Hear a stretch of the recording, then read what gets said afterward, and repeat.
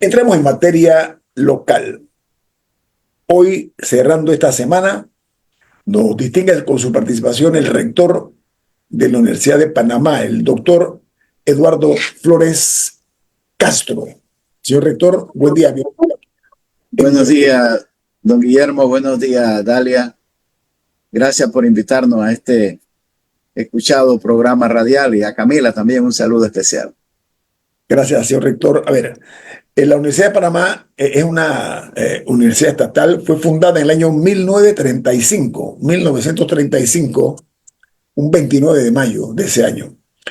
El que promovió esta Casa de Estudios Superiores y que la hizo realidad fue el doctor Armodio Arias Madrid, en ese momento presidente de la República. El lema era hacia la luz, que todavía, por supuesto, que se mantiene.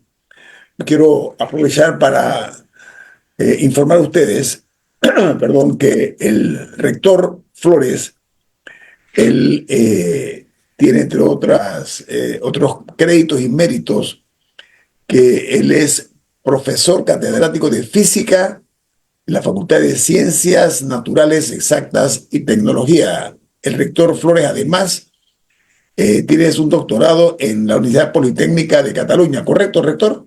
Sí, en la Universidad Politécnica de Cataluña. Muy bien. Entremos en materia, rector. Lo ocurrido recientemente ha generado reacciones de diferente naturaleza. Ayer hablamos de que la abogada Ana Matilde Gómez dijo que ella protestaba personalmente como egresada de la Universidad de Panamá, y así otros muchos. Ayer que fue un evento público me dijeron, oye, ¿qué pasó con estas expresiones? A mi juicio innecesarias, rector, quiero poner eso por delante, ¿no? Pero en la opinión de quien es la cabeza de este Centro de Estudios Superiores, ¿a qué atribuye esto y cuál es su posición al respecto, rector? Son expresiones del señor presidente en el cual no las ha meditado a profundidad. Son desafortunadas. Hay un desconocimiento pleno de qué es la Universidad de Panamá, qué representa y qué ha representado la Universidad de Panamá. Como bien lo señalas, el 29 de mayo de 1935 se funda la universidad, es inaugurado unos meses después, el 7 de octubre, se inaugura de ese mismo año, y desde entonces la Universidad de Panamá ha jugado un papel trascendental, no solamente porque en 90 años que cumplimos ahora en octubre, ha graduado a más de 330,000 profesionales. No solamente desde el punto de vista que ya eso es suficiente, ¿no? Somos la columna vertebral de la nación panameña. No hay hogar de este país donde un egresado, un miembro de su familia no haya pasado por esta universidad. Recordemos los papeles rápidamente, Guillermo, que ha jugado a la Universidad de Panamá, en los rechazos de los tratados Philo Hines en el 47, donde se querían extender las bases militares, ¿no? Más allá de la Segunda Guerra Mundial. Posteriormente, las siembras de bandera del 58 y 59. Es más, el pacto de la colina que se hace en el 58, donde entre las cosas que se pactan era que el jefe de la policía tenía que ser nombrado y podía ser removido por el presidente de la República. O sea, que los presidentes de este país puedan remover a voluntad al jefe de la policía, eso fue gracias a las luchas estudiantiles de 1958, cuando se atrincheraron los estudiantes de ese momento, que ahora ya muchos ya han fallecido, ya no son estudiantes, pero para poder dialogar con ellos se pactó diferentes condiciones en eso, que el presidente pudiera remover al jefe de la policía. Posteriormente, el 9 de enero, el aporte que dio la Universidad de Panamá en esa lucha, y donde también se le recomendó al presidente Chari que rompiéramos relaciones con los Estados Unidos, cosa que se hizo. Somos el único país del continente americano que ha roto relaciones con los Estados Unidos. Posteriormente, en el rechazo de los tratados 3 en 1, donde se quería construir un canal por Darién, y la universidad y sus estudiantes jugaron un papel importante también ahí. Y posteriormente, todas las otras luchas contra el régimen militar. Esta universidad también jugó de manera permanente un papel por alcanzar la democracia en este país, y durante la época de la cruzada civilista también. Hay que recordar que durante la época de la cruzada civilista, desde esta universidad, desde este campus, salían las marchas. Desde esta universidad se tiraban las volantes para repartir luego en el país. Esto era como un santuario, era un santuario. Y habían enfrentamientos violentos con la policía. O sea, los enfrentamientos violentos con la policía no es de ahora. Eso no significa que el rector esté de acuerdo. Pero lo que sí es cierto es que lo que no puede ser bueno antes, ahora es malo. Y una cosa es cuando estoy en el gobierno y otra cuando estoy en oposición. Quiero decirte, Guillermo, que yo conversé con miembros con el gobierno del presidente Cortizo, que no estaba en el gobierno, y me llegaron a decir que ellos estaban de acuerdo con lo que estaban haciendo los estudiantes para combatir el contrato minero. Y en ese momento había un enfrentamiento violento en las calles, cosa que yo repudié siempre, y también conversaba con los estudiantes para cambiaran los métodos de protesta. Pues miembros actuales de este gobierno me dijeron, por primera vez, rector, en aquel momento, hace 2 años, por primera vez estoy de acuerdo. Antes de ser gobierno. Antes me dijeron, estoy de acuerdo con lo que hacen los estudiantes, rector. Por primera vez estoy de acuerdo con que hagan esa protesta violenta, porque ese contrato es un contrato lesivo a la nación. Ahora están en el gobierno. No sé, no he vuelto a conversar con ellos si siguen estando a favor de esta protesta. Entonces pareciera que todo depende desde el punto de la acera donde estemos parados. Una vez que estoy en el gobierno, me parece muy mal. Cuando estoy en oposición, qué bueno que los estudiantes salgan. Entonces, yo creo que eso hay que dejarlo. Pero también hay que decir algo más. El aporte que hace esta universidad, decir que nosotros somos una guarida delincuente y no sabe si esto ya no debe llamarse universidad o no, que yo creo que son declaraciones no reflexivas del señor presidente. Esta universidad juega un papel fundamental. Solamente que hay que recordar, por ejemplo, que todos los sismos de este país son monitoreados por nosotros. Nosotros tenemos una red sísmica que inmediatamente ocurre un sismo, tenemos un sistema computarizado con más de 60 estaciones en el país, se genera una señal y va directamente al Twitter.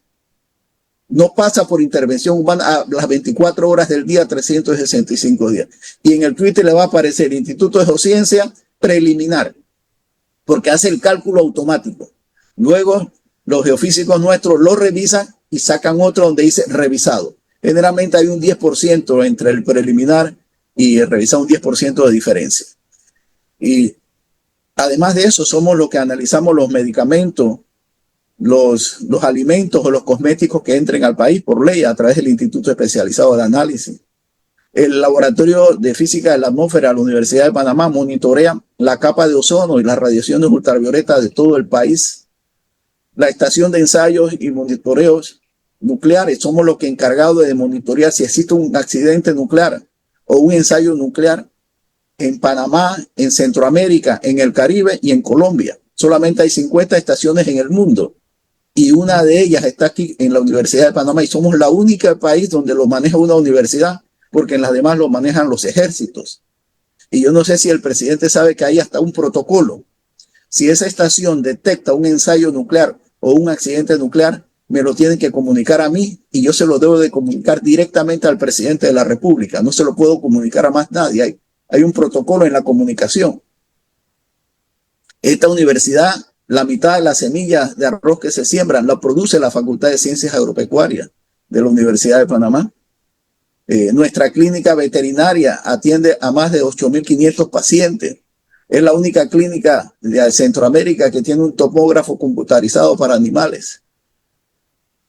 Nuestros consultorios jurídicos atienden a más de 10.000 personas que no tienen dinero para pagar un abogado de manera gratuita sin cobrarle un centavo. La clínica odontológica, somos la única institución pública que hace prótesis, porque las prótesis no lo hace ni el Seguro Social ni el Ministerio de Salud, pues nosotros las hacemos prácticamente a precio, cobrando solamente los materiales que se requieren. O sea, esta universidad aporta somos las que más investigamos. Si usted busca la plataforma Scopus, la Universidad de Panamá tiene más de 1.800 publicaciones de alto impacto. Somos la institución número 1, somos la número 1 en el ranking CIMAGO, que estamos según el ranking CIMAGO entre las 100 mejores de América Latina. Somos la número 1 en el Webmetrics, somos la número 1 en el Life Scientific, somos la número 1 en el Google Scholar. O sea, en diferentes rankings, somos la número 1 en el país y entre las mejores de la región. Entonces, decir que esta universidad solamente es para protesta, yo creo que es desconocer la universidad. A mí me gustaría poder tener una conversación con el presidente, una conversación sosegada con él, donde nosotros le expliquemos qué representa la Universidad de Panamá, qué ha hecho, qué está haciendo y qué va a seguir haciendo. Ojalá que doctor, permítame, tengo un corte comercial. Ojalá que este programa, que lo escuche el presidente de la República, dicho por él mismo, sirva como un puente para un diálogo sano, saludable, donde se apacigüen cualquier tipo de situaciones que se hayan y sea para bien. Tengo un corte comercial, viene más. Esto es En Perspectiva, un programa para la gente inteligente como usted.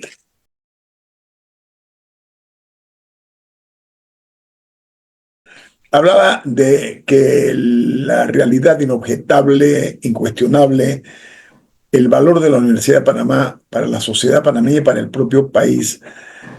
Lo que ha hecho la Universidad de Panamá está escrito en letras doradas, esculpidas sobre mármol, voy a ponerla de esa manera. Incluso ha generado ese centro de estudios superiores varios expresidentes de la República. Voy a ensayar la posibilidad de acordarme algunos. Guillermo Endara Galimani, que se graduó con honores en la Facultad de Derecho de la Universidad de Panamá. Está además Ricardo de la Espriella, también Jorge Illueca. Jorge Illueca es egresado de esa universidad.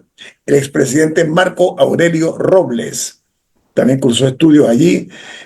Manuel Solís Palma, no sé si me olvida alguno. Bueno, creo que son como 5 o 6 rectores. O sea, esos han sido de los que han surgido de las aulas de la Universidad de Panamá. Dalia, adelante. Sí, buen día, rector. Yo tenía una pregunta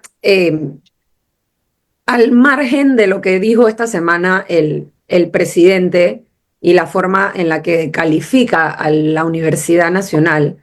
Quería preguntarle cómo ha sido la relación entre la universidad y la Policía Nacional. Y le pregunto porque sé que Camila ha tenido la observación, que pasa bastante por el área, yo que vivo por el área.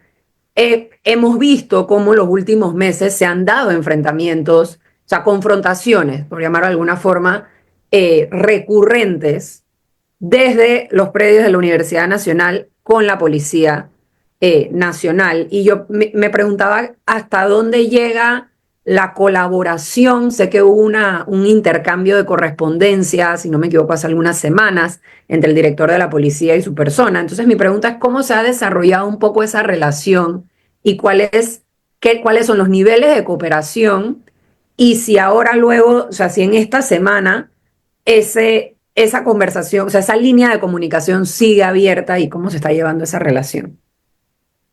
Empiezo señalándote, Dalia, que los policías que se gradúan en la Academia de Policía como oficiales se gradúan en la Universidad de Panamá. Su título de licenciado en Administración Policial es de la Universidad de Panamá y los que le dan clases a esos oficiales son profesores de la Universidad de Panamá. Y es una de las carreras de la Universidad de Panamá. Es decir, que el vínculo histórico de hace 25 años atrás es que la Academia de Policía, donde se gradúan los oficiales de policía, es una carrera nuestra en la Universidad de Panamá e impartimos clases a ellos. Significa que debería de haber una buena comunicación entre la policía y nosotros. Lastimosamente, se han dado algunas situaciones con el director de la policía de este gobierno, donde no hemos tenido la comunicación debida.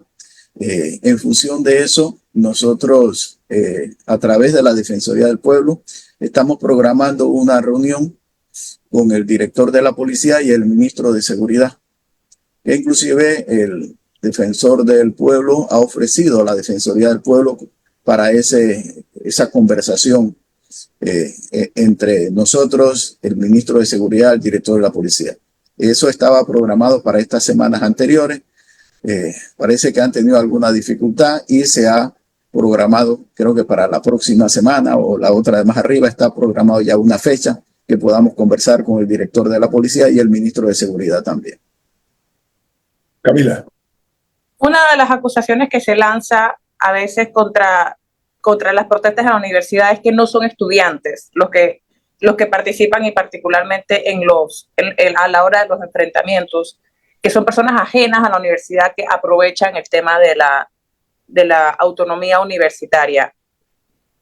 ¿Tienen ustedes algún conocimiento de si la persona es muchas veces encapuchada, que es parte del problema, que participa en esto? Lo digo porque los he visto. Si son estudiantes o no, o sea, ¿qué contesta la universidad a estas constantes acusaciones que se hacen? Bueno, hay que señalar que efectivamente a veces tenemos personas en la universidad que no son universitarios, que no están matriculados en la universidad, que pudieron haber estado matriculados en cierto momento, que hacen actos indebidos. Nosotros en esos casos, si logramos identificarlos y hacen actos indebidos, ya sea afuera o dentro, nosotros lo capturamos y se lo entregamos a la policía. Ese fue el caso de una persona hace 2 semanas que agredió con un martillo a otro estudiante, lo golpeó. Esa persona fue capturada por agentes nuestra de protección y fue entregada a la policía en la puerta de la Facultad de Economía. Esa persona, yo lo escuché hoy en la mañana, estaba en una televisión en el país señalando que el rector estaba parcializado. Como yo no voy a actuar contra esa persona si es una persona, bueno, independientemente que es extranjera, independientemente que no está matriculada, porque cuando está matriculado nosotros tenemos nuestro mecanismo de disciplinario. Pero en ese caso, el joven agredido que le dieron el martillazo, le puso una demanda, una acusación de intento de asesinato. Pues esa persona hoy está en la televisión diciendo que el rector está parcializado. Bueno, nosotros vamos a tomar medidas contra esa persona, no porque fue a la televisión, sino que nosotros, una persona con esa característica de agresividad contra un estudiante, nosotros tenemos que tomar medidas para que salvaguardar a los estudiantes de esta casa de estudio y que esa persona se le aplique las normativas legales con rigor que tiene la universidad. En el caso que nosotros detectemos estudiantes de la universidad encapuchados, también lo vamos a procesar disciplinariamente.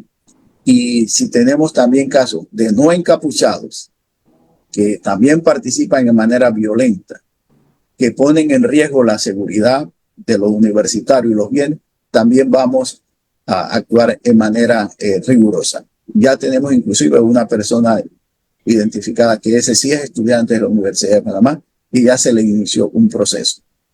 Sí, porque en ese punto incluso recuerdo con algunas de las protestas, no recuerdo si fueron las protestas por el contrato minero en el 23 o si fueron las del 22 en julio, que incluso las personas que viven del lado de la Manuel Espinosa Batista, o sea, los residentes de esos edificios enfrente, que ahorita no recuerdo cómo se llaman algunos de ellos, decían que a veces no podían salir de sus casas porque estaban en una situación de riesgo. Entonces, está la autonomía universitaria, pero también, o sea, ¿qué controles hay de no afectar la seguridad, por ejemplo, de los residentes?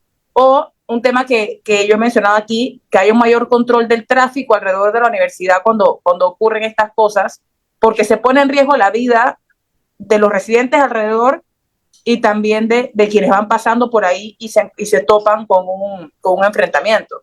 Rector, agrego a lo que dice Camila lo siguiente. La protesta es un derecho humano. Hasta ahí estamos claros. Pero debe ser considerado también no causar daños a terceros, no poner en riesgo a personas inocentes que no tienen nada que ver con lo que está ocurriendo. Refiero desde el punto de vista físicamente en el lugar. ¿Qué puede hacer la universidad al respecto? Porque eso es una sensación también de rechazo, independientemente que sea positiva o que sea loable la iniciativa de la protesta. ¿Qué ha pensado la Universidad de Panamá con relación a eso? Porque se ha causado severos daños, no únicamente físicos, sino también altera el curso normal de la vida de miles de panameños. Señalar también que nosotros, frente a la universidad, tenemos a Viejo Veranillo, que cada vez que los estudiantes salen a volantear o a cerrar parcialmente las calles, salen también estas personas, crean disturbios e incluso tengo confirmación de que muchas veces para pasar por la transísmica, estas personas le piden dinero al que va conduciendo un auto para poder dejarlo pasar. Eso no tiene que ver nada con universitario, eso es delincuencia común, ¿no? Y por supuesto que eso daña también, yo he conversado con los estudiantes que eso les daña a ellos las protestas por tratar de levantar la voz por causas correctas, ¿no? Entonces, lo que sí es cierto es que nosotros hemos publicado y darle a conocer a los estudiantes una normativa que ya existe, que fue aprobada hace años por el Consejo Académico, donde prohíbe los actos violentos y se señala que van a ser castigados o procesados disciplinariamente con rigor a todo aquel que causa protesta, que se encapucha, ¿no?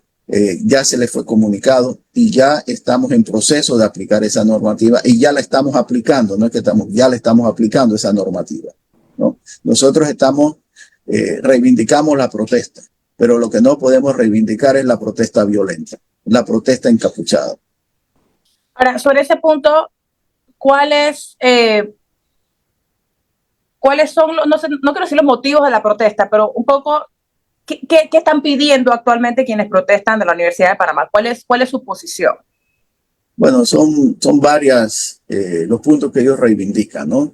Uno es sobre la normativa o la ley sobre la Caja del Seguro Social, que según ellos no se cumplió lo del sistema solidario.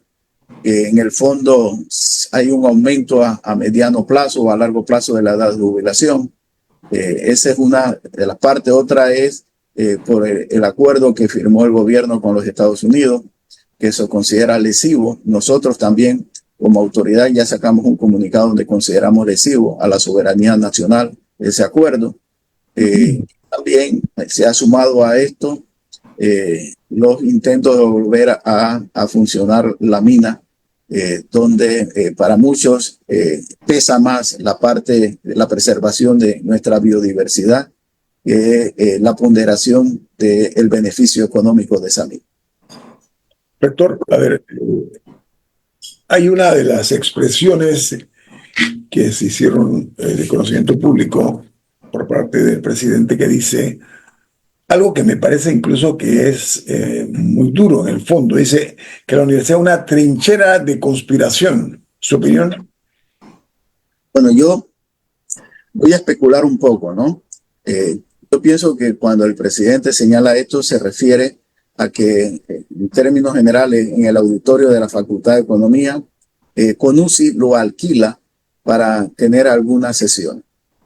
Y por supuesto, nosotros como Universidad de Panamá tenemos varios auditorios aquí en el campus y los auditorios, cuando no son utilizados por actividades de un universitario, se alquila. Se alquila para, si alguien quiere hacer un colegio privado, quiere hacer una graduación. Tenemos casos inclusive de grupos evangélicos que lo han alquilado en el domo. Tenemos también grupos de indostanes, de la sociedad indostana, que lo alquilan para algunas actividades. Y si CONUCI paga el auditorio y lo alquila para tener una asamblea, también se le alquila. Tal vez eso el presidente considera que es un centro de conspiración porque se alquila para que CONUCI pueda hacer su asamblea. Quiero decirle, ese es precisamente el papel de la Universidad de Panamá. Ser una institución abierta a todas las corrientes, a todas las corrientes. Y por eso, pues, cuando nosotros hablamos que hay que proteger la autonomía universitaria. La autonomía universitaria no es solo para los universitarios, ese es un valor de la sociedad panameña. Para que nuestra universidad pueda levantar la voz, aquí puedan reunirse cualquier grupo, ¿no? Pueda reunirse a hacer sus asambleas sin temor que se le va a negar ese espacio, ¿no? Y sobre todo que esos grupos pagan por el alquiler de esos espacios. Eso va al fondo general de la institución, ¿no? Me imagino. Eso va al fondo general, por supuesto que va al fondo general, lleva todos los controles de Contraloría que se requieren. Rector Eduardo Flores Castro, vemos que está en su despacho de temprano. Enhorabuena, pero además de eso apreciamos mucho el tiempo que nos ha dispensado y que ha capitalizado muy bien para hablarle al país en torno a esta situación crítica por la cual atraviesa en este momento la Universidad de Panamá, que es un centro de pensamiento tal vez el más importante de este país. Entonces, rector Flores, espero que se pueda comunicar con el presidente de la República. Estoy seguro que será un diálogo abierto, sincero, y eso es lo conducente, eso es lo propio en estas circunstancias, ¿no? No tiene que mantenerse esa disputa, esa diferencia, y usted también me dijo, y quiero que me lo repita, dispuesto a sentarse con el señor presidente a hablar, ¿cierto? Sí, cómo no. Es más, Ñito, hace mes y medio firmamos un acuerdo con el despacho de la primera dama para que la Facultad de Odontología pudiera servir a un programa que se llama Sonrisa de Mujer, ¿no? Y se quiera ampliar a Sonrisa de Niños, de tal manera que hay un vínculo, y ya existe un vínculo de colaboración entre esta universidad y la presidencia a través de la primera dama. Así que nosotros estaríamos muy contentos de poder conversar con el presidente de la República y explicarle la universidad profunda. Gracias, buen día, rector, que tenga un buen fin de semana. Igualmente, gracias a todos ustedes. Por nada, vamos al corte comercial. Esto es En Perspectiva, un programa para la gente inteligente como usted.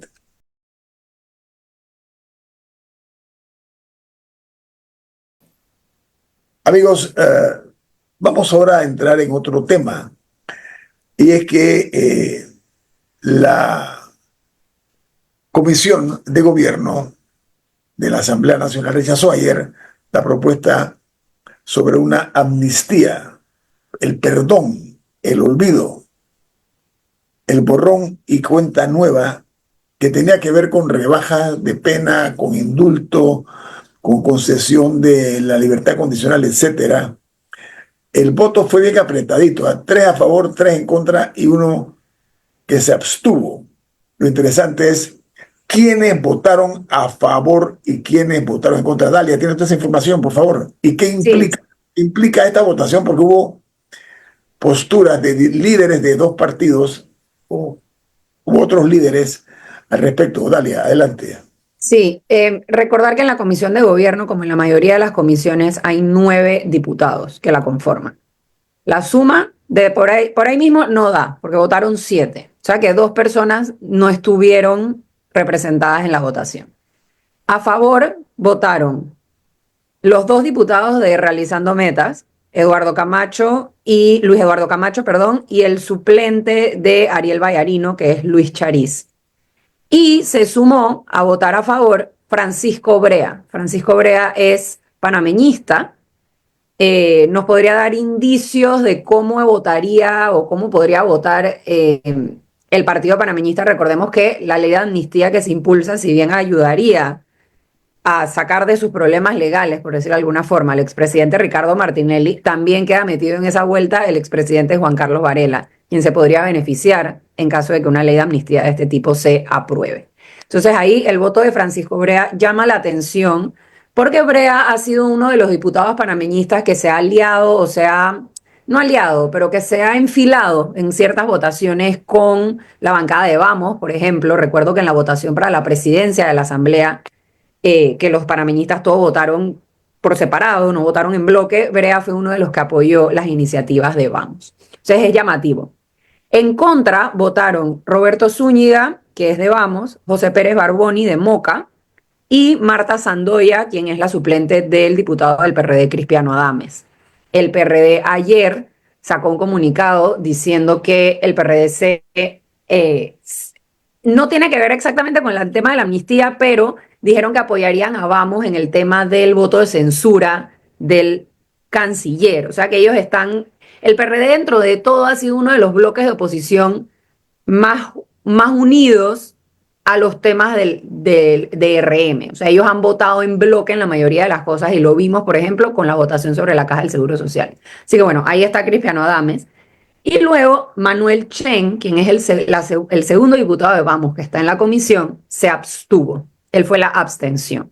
Esto generó reacciones por parte del líder de la coalición Vamos, Juan Diego Vázquez, quien dijo que es penoso que un honorable diputado de Vamos, que firmó un compromiso antes de ganar de que apoyaría proyectos anticorrupción, se abstenga de la votación, de esa votación en particular, y más luego de afirmar que votaría a favor o sea, porque él ya había dicho que iba a votar a favor, porque él no lo considera inconstitucional.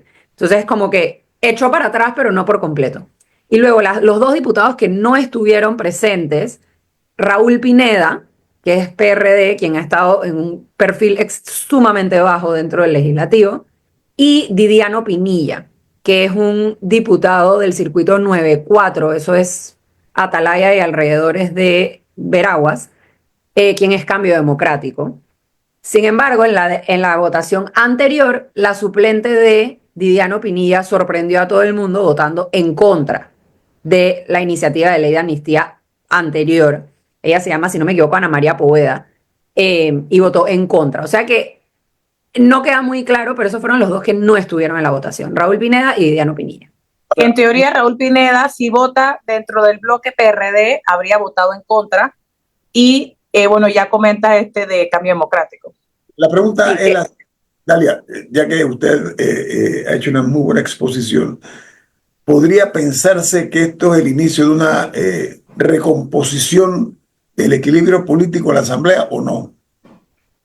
Yo pensaría que sí hasta cierto punto. O sea, lo que hemos visto en la Asamblea es que así como el presidente, y lo ha dicho él mismo, que él no tiene bancada en la Asamblea, así como el presidente no tiene bancada, tampoco tiene una oposición consolidada clara, pues. O sea, porque en distintas votaciones clave, nosotros publicamos una nota en nuevanación.com al respecto sobre si hay o no hay oposición. Y vemos votaciones claves como la votación a la presidencia de la Asamblea, la votación del presupuesto general de la Nación, que fue bastante controversial, la ratificación de Dinomón como director de la Caja del Seguro Social y la votación sobre la Caja del Seguro Social de las reformas. Y vemos cómo los que votan con el gobierno siempre son Cambio Democrático, RM y los partidos pequeños, Molirena, Alianza, que están como aliados completamente con RM. Y luego el PRD, Vamos, el panameñismo, dependen de la circunstancia o de la coyuntura de lo que se esté hablando. Yo creo que lo que está pasando ahorita, particularmente con el voto censura, ¿no? Y el impulso de oposición que ha hecho Vamos en torno al voto censura y cómo se ha montado en ese carrito del PRD, llama la atención porque ahí ya estamos hablando de 32 diputados que podrían estar enfilados a hacer una oposición sobre temas particulares. Y no estoy hablando, que no se malinterprete, no estoy hablando de que hay una alianza entre ambas bancadas, no. Pero son quienes están tomando como una postura opositora para ciertos temas. Son quienes operativamente están votando en contra de iniciativas. Sí, y eso es llamativo, o sea, e importante dada la postura que ha tomado el presidente y el Ejecutivo en general hacia la Asamblea. La realidad es que en estos meses que van de gobierno hemos visto pocas iniciativas legislativas enviadas desde el Ejecutivo hacia la Asamblea. El tema de las citaciones, el Ejecutivo no está yendo a la Asamblea. Hay una separación evidente de qué tanto el Ejecutivo se quiere exponer ante el Pleno de la Asamblea, sumado a que ya el presidente dijo que el tema de la mina no va a pasar por la Asamblea. O sea, ¿qué papel va a jugar la Asamblea si no les dan las herramientas para discutir los grandes temas nacionales? Es parte de la pregunta.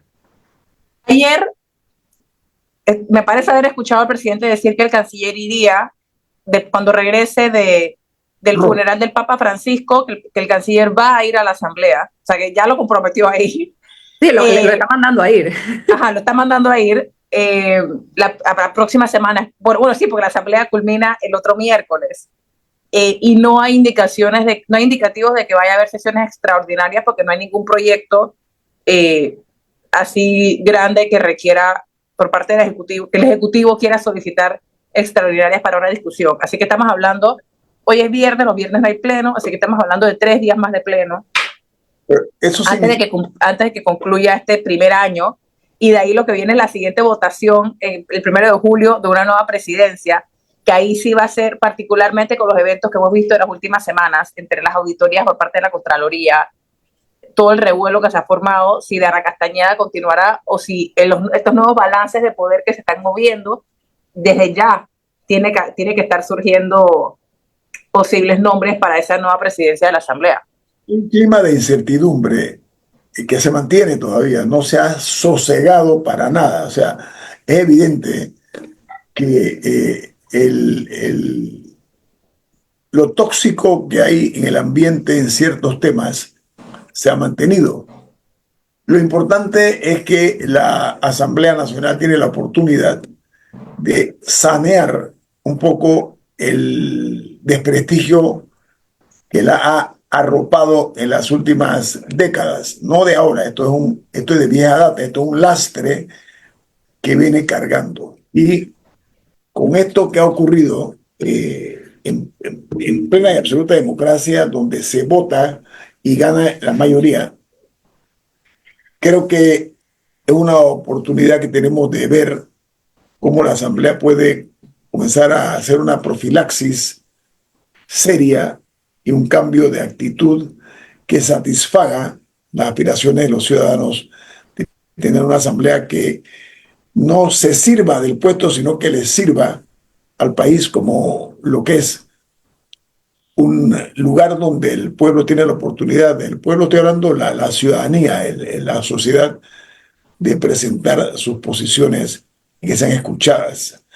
Ojalá así sea. Cerramos el programa de hoy de esta manera. Les deseamos que tengan un excelente fin de semana y nos vemos el próximo lunes, si Dios quiere. Buen día.